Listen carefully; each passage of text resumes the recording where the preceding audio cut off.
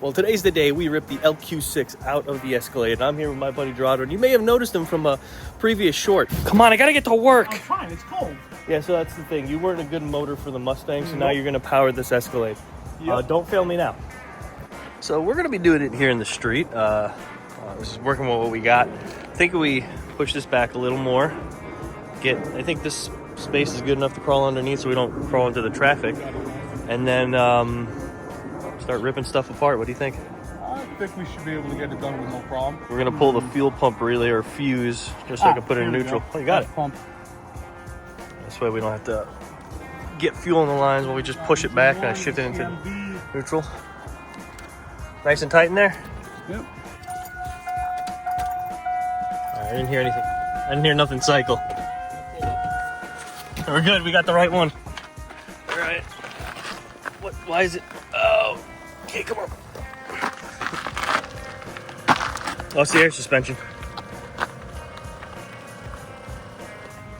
All right, that's good.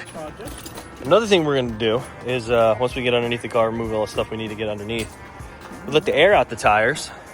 This way we don't hunch over. We can get underneath the engine bay pretty easily. 5 minutes in, all this stuff is gone. And the best part about doing something like this is you really don't have to worry about putting things back together. It's just motor out, car being junked. You break things if you want. You can kick the grill. I remember driving up from Florida with Andrew, and I was like, oh, it smells like valve covers leaking. No, they definitely were. I just couldn't see them. Yeah, they always do. They always do. That's typical high mileage LS. You got to redo fuel it. line starting to leak back there. Is it? Oh, he is fresh. That's probably the side I was looking at. Look, this is wet. All right, let's drain the fluids out of this thing. We're making good progress, but we're just taking all the top stuff off. So we popped the hose off, and that's all that came out the radiator. And it's still coming out, capped off. That's just slightly concerning. Progress. This actually might be a very short video. Okay, so like a charm. Yeah. Meanwhile, I'm sitting here with air hammers. Next up, get that fan out the way. Take the accessory bracket and take the alternator off and pull it all to the side. Just get things out the way so we can get this off, maybe the hood off, and just kind of pull it out. All right, for the most part, we got everything out of the top.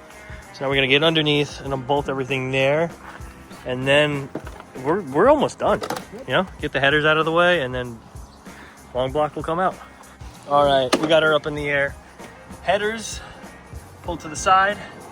Got Dorado down there draining the oil. Gonna do the starter, bell housing bolts. We're very close to yanking this thing out. Well, with a lot of pulling, tugging, cursing, ripping, she is finally out. Also, for those who do not know, if you're working with a big vehicle like this, letting the air out of the tires lets the vehicle slouch down a little more, and you'll be able to clear a big oil pan like an LQ really, and it'll come right out. Okay, the powertrain is all here. The LQ9 is out and onto the engine stand, and here is my 4L80E that I just acquired. That's going to go in the Tahoe as well because the torque converter is shuttering, and well, since I'm kind of in there, why not put the best thing for it in there? Now, the build is going to be pretty simple if I haven't already said it before. We have the LQ9 from a 2002 Escalade that we just pulled out.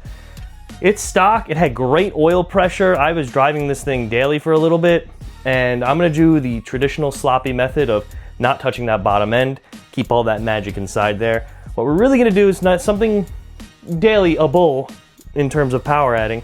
We're gonna take the Richard Holdener's low buck truck cam, put it in there with the supporting valve springs. We're going to pretty much keep everything else stock. We're gonna do some headers.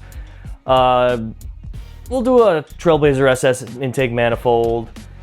For the most part, kind of leave everything alone. I'll tear into it to the part where I'm just gonna look at gaskets. We're gonna look at the cam seals because this is gonna be a daily, so if it is showing copper, which I don't think it will, but there's no wood to knock on, we'll have to do those. But if it's looking all right, cam's getting thrown in there. That's gonna be it for that. I'm hoping with a good tune, maybe 400 horsepower. To the wheels, I don't know. This thing likes to rob a lot of power, and for this thing, I kind of want to keep it stock for the most part. I think we're going to get into it. It's been used. This came out of a crash vehicle, as said.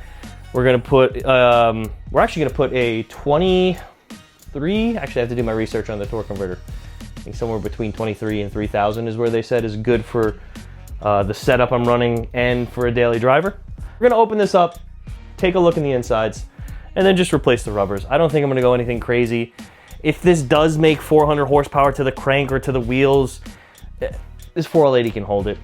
It's nothing wrong with it. I'd be more concerned with the 4L60 sitting in there. But yes, this garage is an absolute mess.